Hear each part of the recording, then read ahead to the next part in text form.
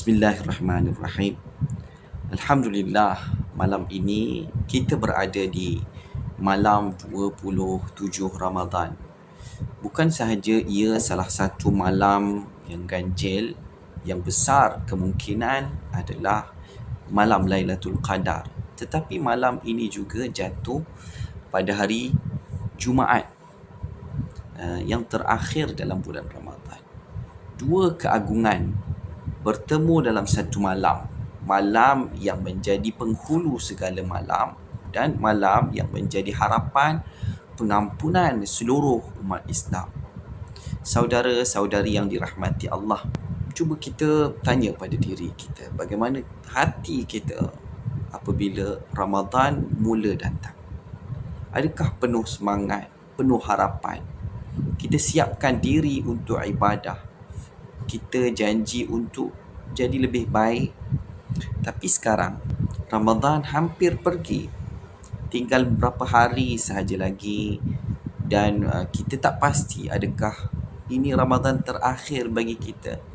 Apa reaksi hati kita bila Ramadan mahu pergi? Adakah hati kita resah ataupun sedih, atau kita mula rasa lega sebab boleh kembali kepada rutin biasa?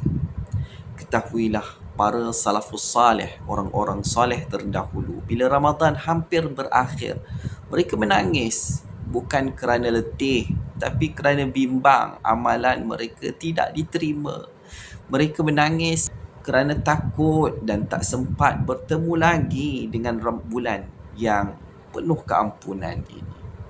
Maka malam ini, malam 27 Ramadan, marilah kita hidupkan ia dengan sebaik-baiknya. Bangun malam, solat, baca Quran, berzikir, berdoa sebanyak-banyaknya. Mintalah segala hajat kita dan jangan lupa kita berdoa supaya Allah terima segala amal sepanjang Ramadan ini. Dan bila Ramadan berlalu nanti, biarlah kita menjadi insan yang berubah, bukan kembali seperti sebelum datangnya Ramadan. Allahumma la taj'alhu akhir ahdina bi Ramadan waj'alna minal utaqaika minan nar wa waffiqna lil qiyami lailatul qadri imanan wa ihtisaban. Amin ya rabbal alamin.